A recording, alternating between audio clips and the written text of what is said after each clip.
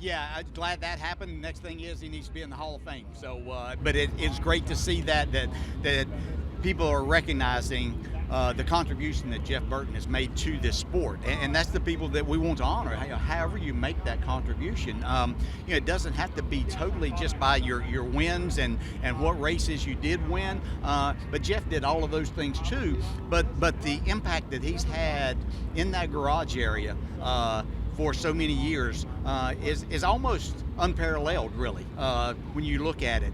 Earnhardt would get things done in his way, but Jeff Burton went about it in a different way. And his stance on safety and safety initiatives hasn't stopped even after he got out of the car. And he does a great job on TV explaining that. And I just think that it's a great honor for him, for his family, and for him to be able to see this, that his hard work and efforts through a lot of years are paying off, and to be a part of the group of 75. There, you talk about impact. Here's a hard one for you.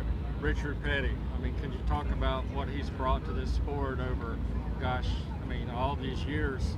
Can you just talk about him a little bit? You have to sit back and wonder at times, without Richard Petty, where would this sport have gone? Because that's the name, the face, that we all recognize for so long, more than anyone else. And we talk about the accomplishments of so many during those early times of the sport, and there were a lot of great people there. But for Richard to make that impact, to have something that you're talking about, one person still to this day, after 75 years, the name that comes up is the King. And that's Richard Petty. He won 200 races, 7 championships, the first one to do that. I don't know where we would be. If it probably would have continued to progress, but would it have done at the rate? Would we have gotten the sponsorships involved that it took to make this successful? So to see him still coming and being a part of this, he's been honored so many times that, he could say, oh, well, just something else. But here he was this morning being a part of it once again. Yeah. You think he's hit 1 million autographs? Oh, by far, yeah. And when you see that autograph, that's like none other. It's the most legible autograph from a superstar that I've ever seen in my life. Dale, next week speaking of throwbacks, we're going back to another throwback, North Wilkesboro. When you think about the racing and us going back there as a sport, what are some of the first things that come to your mind, and maybe some memories of North Wilkesboro as well?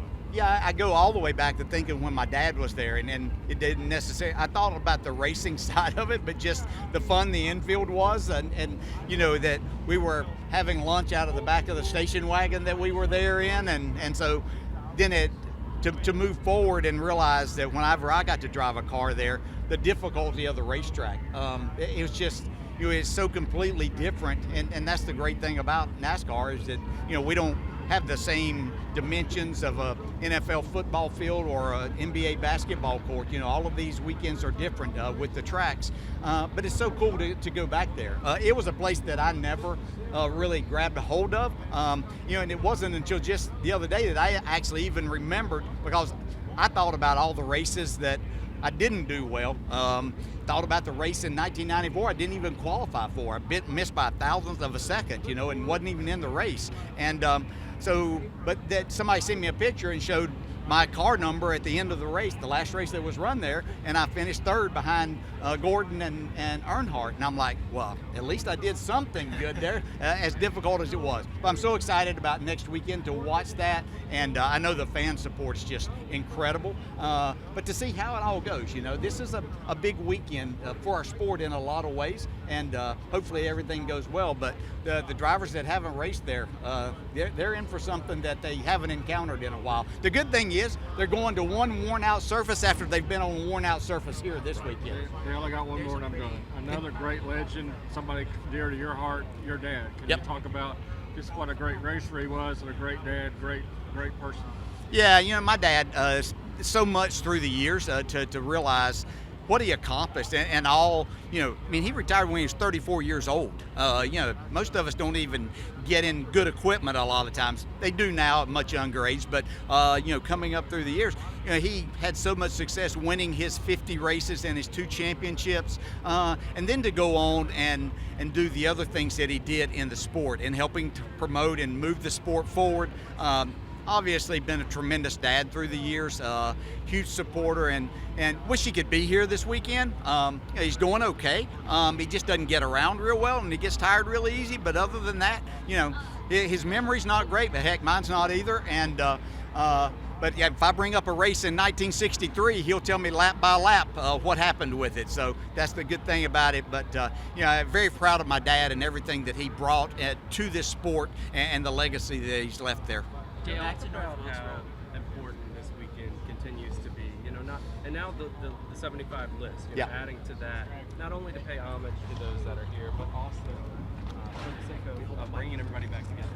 Yeah, this is the perfect place here at Darlington for all of this to take place. Couldn't be. This is what NASCAR is about. This is the history right here within the confines of this Darlington Raceway, and to be here, be a part of it, seeing everything on. I guess the one thing that upsets me is the ones that are out there saying, "Hey, have we run the course of the throwback?" Well, hell no, we haven't. Why? And we only listen for some reason. The only people that seem to get their voice heard out there are the detractors, and whether we're talking about this or something else, we don't listen to the other side. That's probably 99% of the people that believe and love the throwback and what it's meant to our sport. We have to continue to honor what this sport was about, where it came from, and look at that. So this is so cool.